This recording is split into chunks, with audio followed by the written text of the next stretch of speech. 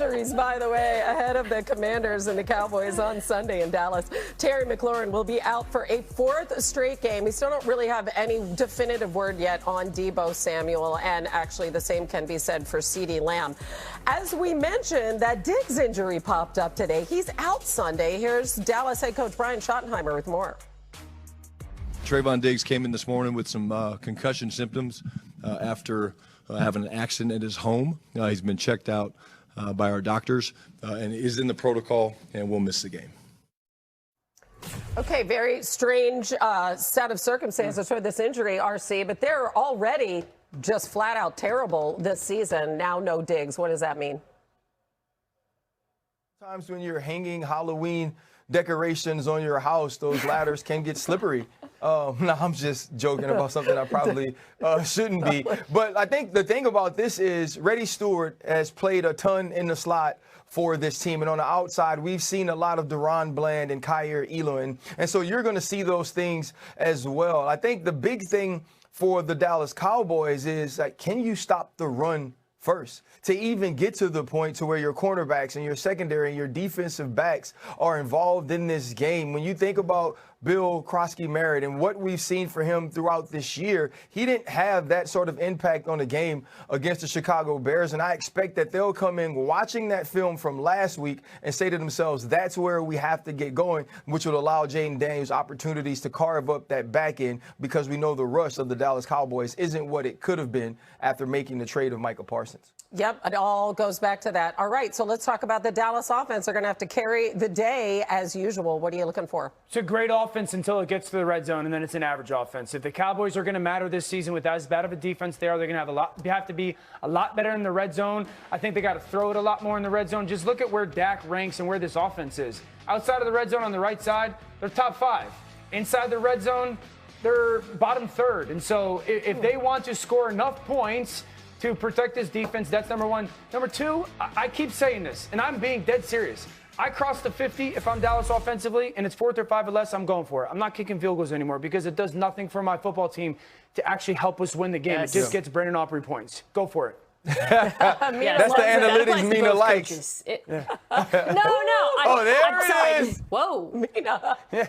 Wow. Yeah, it's a party. It's a party. It's a party. It's a party. That's what it's going to feel like when both these teams are on offense. Both of these coaches needs to be aggressive as hell in this game. I'm with Dan. Passing in the red zone, too, when things get tight. I don't think Washington has people who can cover both CeeDee Lamb and George Pickens.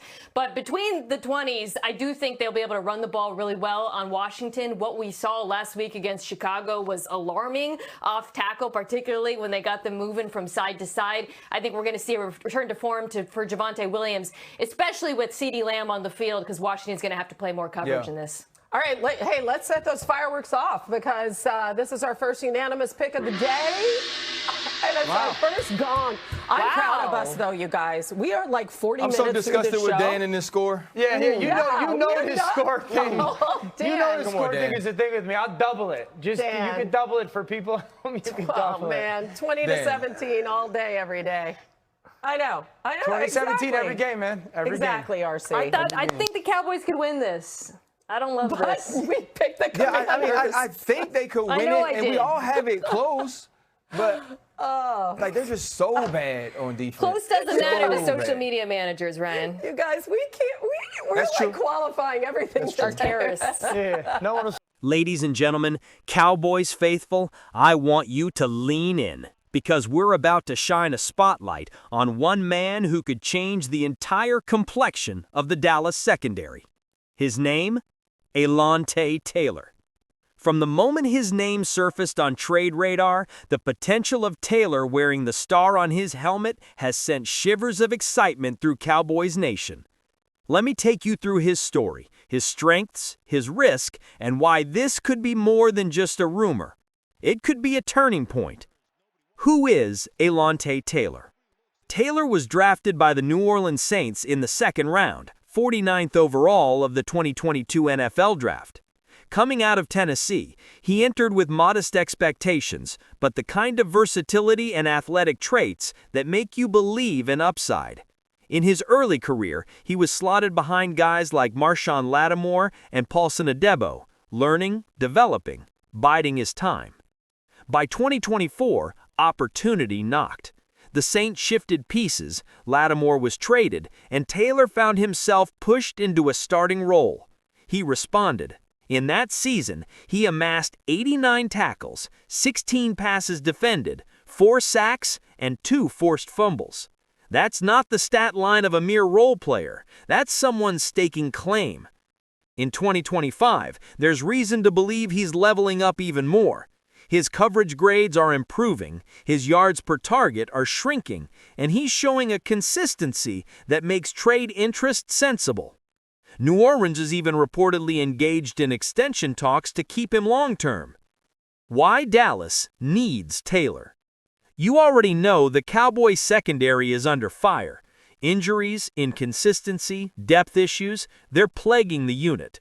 The surprise concussion to Trevon Diggs only magnifies that urgency. Now, imagine Taylor stepping in. He offers versatility.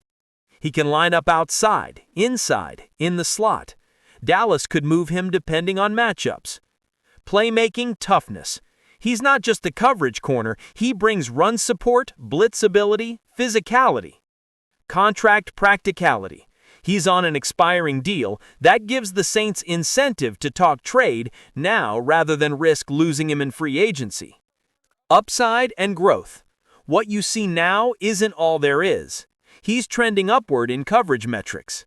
In fact, one proposed trade framework has Dallas offering as modest as a 2026 fifth-rounder to acquire Taylor, banking on that upside and preserving flexibility. That's the kind of deal you pull when you believe the reward can outstrip the cost. Risks, challenges, and what could go wrong. We're not blind to the red flags. Taylor has had ups and downs. In 2024, some metrics dipped. He allowed a high passer rating when targeted. His PFF grade was challenged. Consistency is still a question. Can he lock down top-tier receivers week in and week out? Can he seamlessly adapt to zone or press-heavy schemes in Dallas? Then there's injuries. Earlier in the season, he suffered a groin injury, which sidelined him in camp. Even if that's behind him, you never want a new acquisition to carry hidden baggage. Lastly, negotiation and timing. New Orleans is reportedly weighing extension talks to keep him, which could complicate trade talks. If the Saints believe he's a foundational piece, they may demand steep compensation, and the window is tight, the trade deadline looms. Projecting Taylor in Dallas. Picture this. Taylor dons the silver and blue, moved into a starting role opposite Deron Bland, or rotating in when Diggs is inactive. He becomes a chess piece in Eberflus's defensive alignments, matching up against strong receivers, blitzing off the edge, and helping plug gaps in run defense. His presence shifts attention, forces quarterbacks to hesitate, changes routes. Combined with upgrades in linebacker or edge positions, Taylor could be the piece that makes the overhaul start to feel real, not just hopeful. Final word. Alante Taylor is far from guaranteed. He has question marks, but also the kind of traits and trajectory that make his name one of the most tantalizing in Cowboys trade whispers. If Dallas is bold, they call New Orleans, they offer a smart package, and they roll the dice. Because a cornerback like Taylor, versatile, improving, physical, could be just what this secondary needs to breathe again. Now, Cowboys Nation, here's where you come in. Is Taylor your dream target? Do you believe he'd thrive in Dallas? Or do you want someone more established? Drop your thoughts in the comments. Like this video if you want to see Alante Taylor as a Cowboy.